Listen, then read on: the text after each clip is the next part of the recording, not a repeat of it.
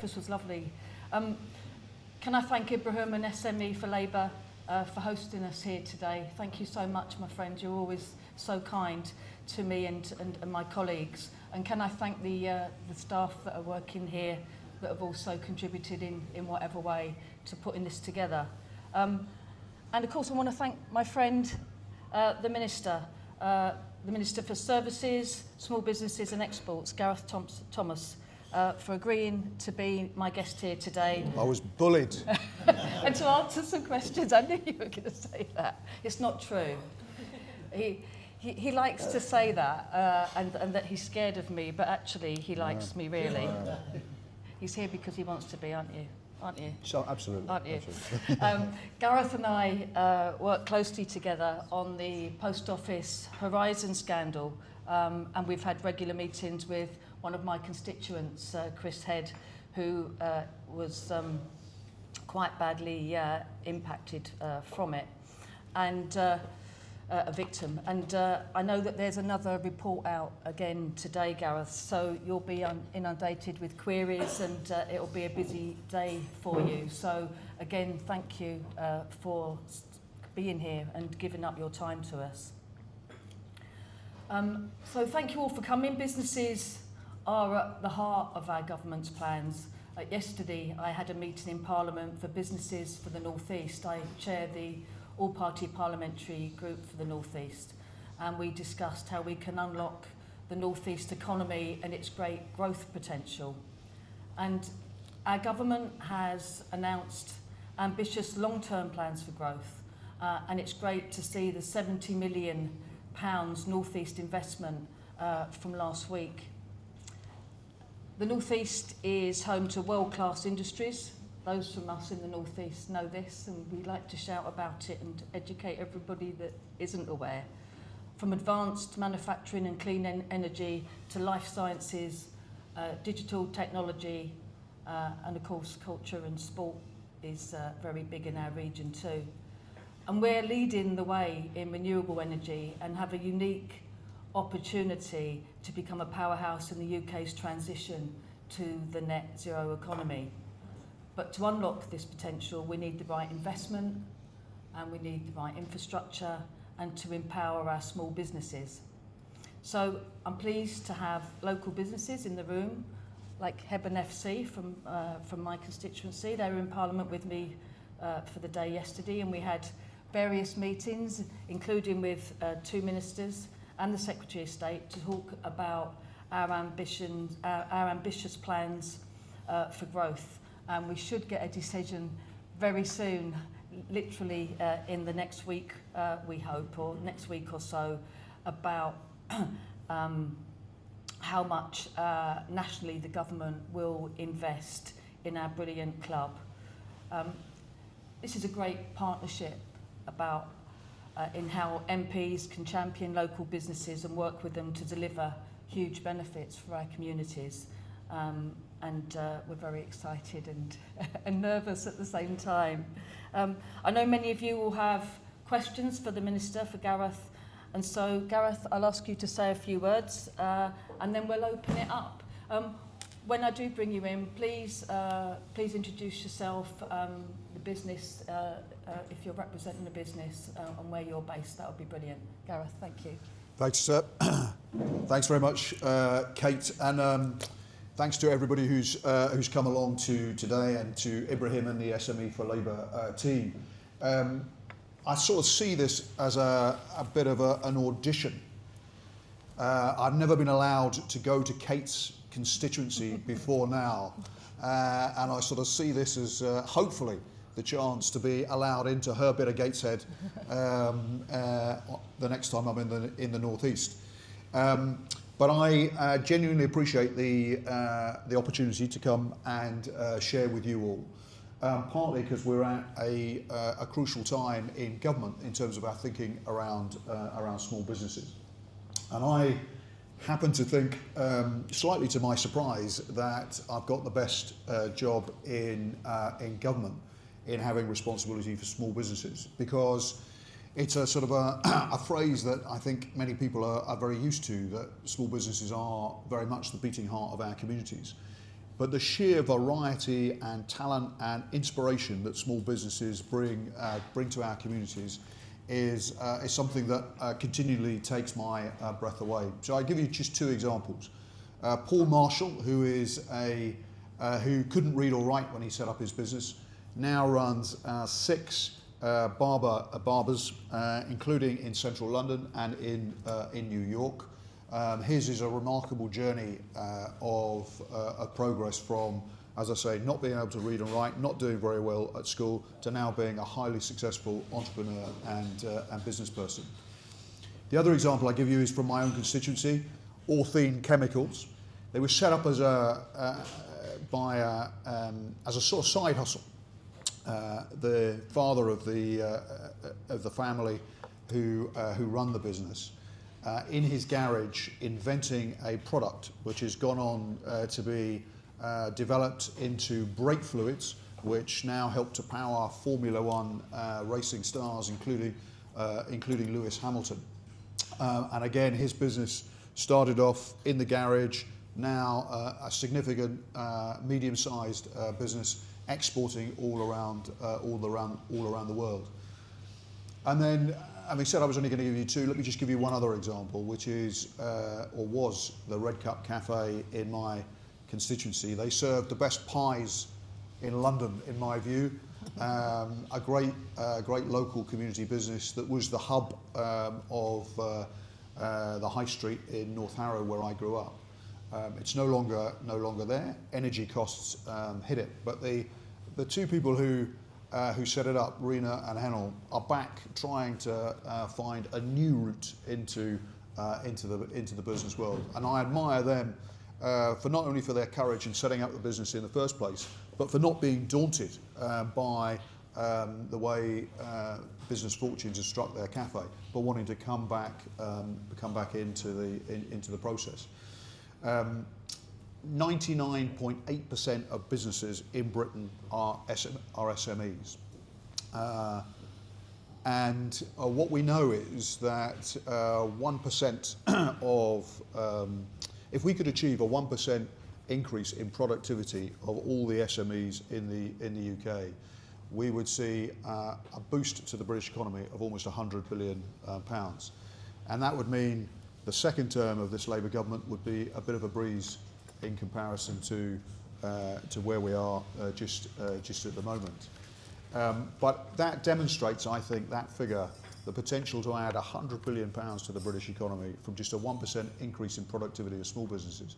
The huge potential that we have if, as a government, working with business, we can put in place the right support to help small businesses grow, thrive, and scale up and go further. So what do we want to do? We're busy working at the moment, which is why this conversation is so timely, on a small business strategy, which we want to publish in July. That will seek to encompass a series of things, and let me just set them out, and then I'd welcome sort of comments and reaction. If you can avoid throwing bread rolls, that'd be good, but happy to hear criticism as well. The first thing I think is we want to hear what else we can do as a country to celebrate entrepreneurship. Businesses are often criticised in our media, and in the past politicians have, I'm sure you haven't, Kate, but I know politicians have criticised businesses in the past.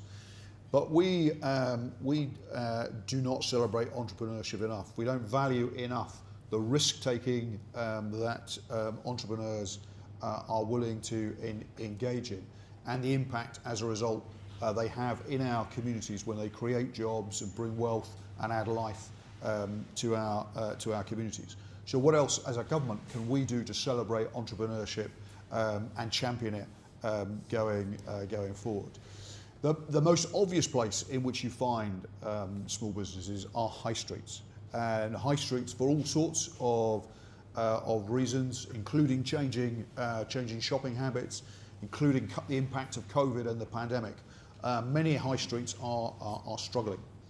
Probably the 2 biggest tests by which the British public will judge whether we are successful as a government is firstly whether they feel better off, whether they feel they can buy more and do more with the money that they have in their pockets. But they'll also look at their communities and judge whether their community feels a better place to be living in. And the most obvious test of that will be, how does our high street feel? How does it feel when we go down and go shopping? And so we know as a government we've got to do more to try and revive and help high streets to thrive. So Kate was saying she met with, took some of you to meet Alex Norris, my colleague, and we've already introduced, and he's led the way on this, new powers to help bring back empty shops, high street rental auctions. We're looking at helping communities that want to buy properties on high streets to make it easier for them to do so. But what else can we do to help local councils, businesses, partnerships between businesses and communities to make their high streets more thriving and successful places? One of the biggest issues that we have heard to date from small businesses, and it'd be great to test this with you all, in terms of the things that stop them getting started and stop them scaling up and thriving, is around access to finance. 2/3 of SMEs tell us, according to Grant Thornton, that they have difficulties raising the money to finance their business. A particular challenge for businesses that want to scale up fast, and particular challenges we know for businesses that are led by women, by disabled entrepreneurs, by people of black and ethnic minority, and also we know from veterans facing similar difficulties too. But we also know that there's a regional disparity to access to finance as well. The North East, one of those places where it is harder to find venture capital willing to invest in a business. So what are the measures that we should be taking to try and tackle that particular problem? One or two of you will recognise that we've had one or two problems in this country in terms of getting our goods into the EU lately. What else can we be doing to help small businesses get their goods to new markets overseas, particularly to Europe, which is our nearest market and still our biggest market? But if you look at how we compare to the rest of the G7, we probably have the lowest proportion of small and medium-sized businesses that are exporting overseas. And we know that businesses who do export pay more and are more resilient. So what else can we do to help businesses to export? We're going to reset the relationship with Europe. We're looking at whether we can revive some of the support programs that used to be run to help businesses get to their first trade show or into their first market, which are no longer in place at the moment. But interested to hear from you all what else we might do. And then just perhaps the last couple of things on business capabilities. We know from some businesses that have rushed to embrace new technology, just the difference it's made to them having time and the space to think about new products, new services. So how can we help more businesses adopt even basic IT technologies to give themselves more time to make their job of being entrepreneurs that little bit easier going forward? And then just lastly, I should talk perhaps about the business environment, about tax, and about regulation. And I appreciate governments don't always make it easy for businesses to thrive and survive and move forward. And we've had some difficult choices to make in terms of tax, as you all know.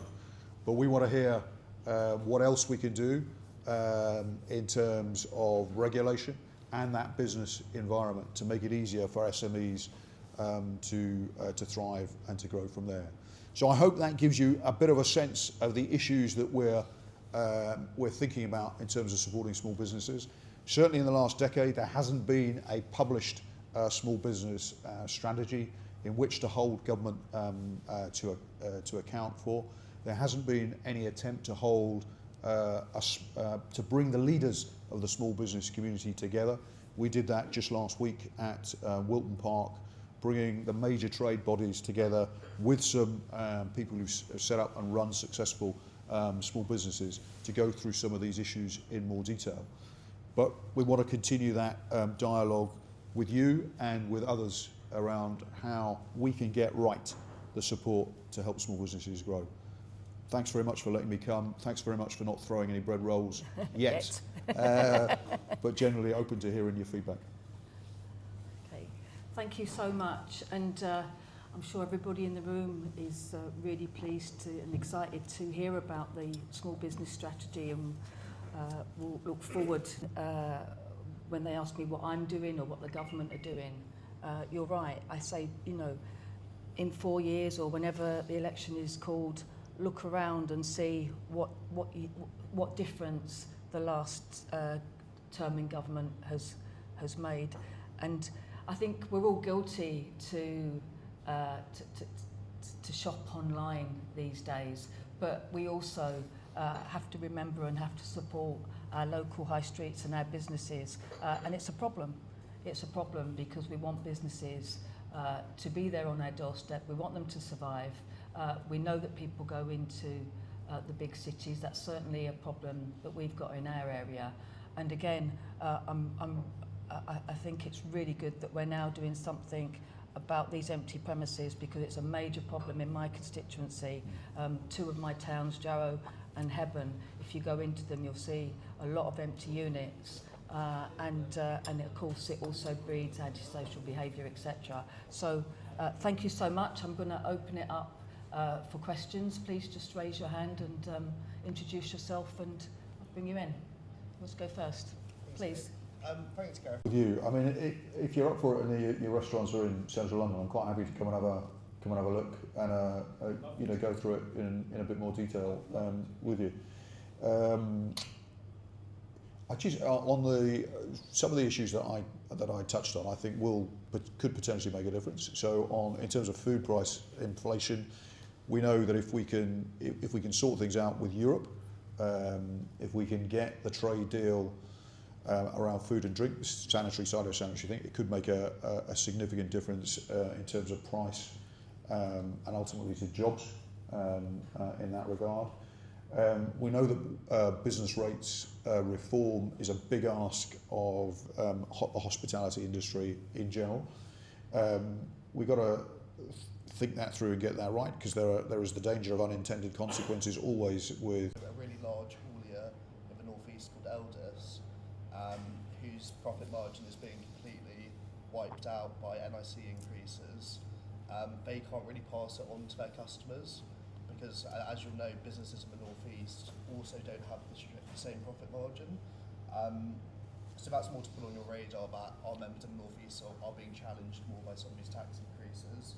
And then, Gareth, on the EU, really interesting that you mentioned that our members are really struggling with potential changes to the entry-exit system, so the 9180 rules with the EU. The entry-exit system sits with the EU, but we very much believe that the UK needs to have a better relationship with the EU. A lot of people talk about improving our relationship with America, but I think with the political reality of it is that's so dangerous at the moment. And we think getting close with Europe, changing some of the rules about moving goods, and stopping restricting the movement of goods, which the last government really led on, is a really good place to start on that. So not really questions, more information sharing, I guess. Thank you so much. Yes? Nick Miles from a company called EWI Pro Installation Systems. So we specialise in distributing building solutions for buildings in new build and refurbishment. And just a quick kind of preamble, I think something Gareth will appreciate. So back in 1997, when I was a local lad attending Whitmore High School, in your constituency, there was a local exciting MP called Gareth Thomas who got in. So 20 years later, I wanted to congratulate you coming in, because obviously you're still there and delivering for the constituents. And Whitmore High School, as you know, has become a very well-run school, so to congratulate you on that. But just my specific question is, so since we've had quite a big change and the Labour Party's come in and on a big housing agenda, that there has been a lot of risks there on funding, but also on just the way the new build sector and some of the things that are kind of going on there. So just really more of a play. Booming area. And so I just want to pick up on your point around celebrating entrepreneurship. I think when people hear the word entrepreneurship, they often jump to tech startups and the sexy stuff from across the pond. In reality, actually, most entrepreneurs are building plumbing businesses, heating engineers, etc., etc. And that Announcement will help get spades in the ground quicker and deliver up to 18,000 new social and affordable homes. And of course that means investing locally in builders with an extra 600,000 construction workers trained. So my question, do that.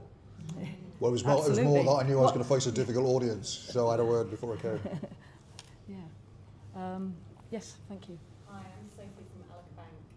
Okay. We are focused exclusively on medium-sized SMEs. I was really pleased that you mentioned lending and the access to lending being pivoted to SME growth.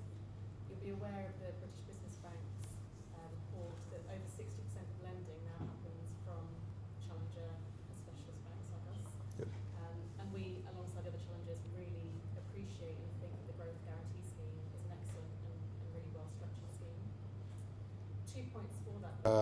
And specifically, we have set up partly to guide the sort of strategy work that we've been talking about, but also partly to make sure there is always a route to have a conversation, whether it's about tax or something about packaging regulations or whatever.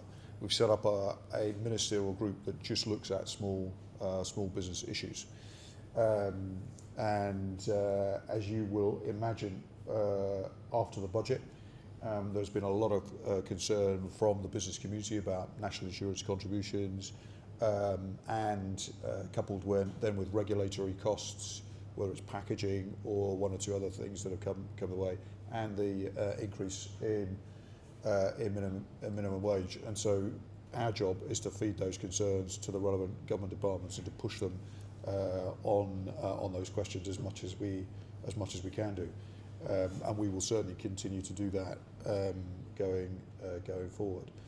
On curry houses, I think you face many of the same issues as the sort of restaurants, cafes, fish and chip shops, and I completely understand the difficulties you face. You asked for a solution. I don't think there is just one solution, because in a sense, what we've got to do is we've got to get growth more generally going in the economy as a whole, so that people feel they've got more money in their pockets and can go out and spend it in a fish and chip shop or in a curry house or in another kind of restaurant or hospitality venue. So there are a series of things we need to do as government to try and help your businesses get through this difficult period now and be able to thrive and move forward before. We haven't particularly talked about skills and the difficulties of recruiting people. But certainly some of the curry houses in my constituency have said they struggle to get chefs, and what can we do to help in that regard? And we know we've got to try and change the way we look at rules around immigration on occasion, understanding the concerns that there are across the country about immigration rules, but also how do we help people in business use things like the apprenticeship levy to get access to the skills they need. So please do continue to engage. You specifically asked me about the VAT threshold. Let me take that away. It's not my immediate area, but a responsibility of my colleague James Murray, and I will tell him that there will not be a curry house in Ealing unless he gets on top of this issue. Ben, just on checker trade, as you say, your question's already had an impact, but the bit about how we celebrate entrepreneurship and encourage people to look at being a skilled tradesperson and running their own business is absolutely something we're trying to think through now. Government can sound, if it gets it wrong, too preachy. So how do you create the incentives? Maybe it's in schools. We need to get that right. How do you encourage people to think in schools about running their own business, being a tradesperson in that sense? So any ideas you've got, really keen to hear it. Sophie, just on medium-sized businesses and access to lending and the growth guarantee scheme. I have to say I haven't seen the particular report you've done. So if there's a half a page that you've got to hand, then I'd be really interested in seeing that. We've got a live debate with Treasury going on about how do we increase access to finance for SMEs more generally, because some of the figures around the cost of finance here compared to the cost of finance in other countries, notwithstanding the significant increase in challenger bank lending, are a concern. And just the number of SMEs that, as I say, just report to us that they have difficulties in getting access to the finance they need, just underlines to us that the job isn't done in terms of boosting access to finance. So we are actively looking at what we can do through the British Business Bank, but also are there other changes in terms of regulation that would free up more access to finance. So let me have a look at that particular report. Thank you, Gareth. We have got to 11:30, but we started a little bit late, and the Minister has very kindly said that he can stay a bit longer. So, yes, please. Yeah, my name is Shahid.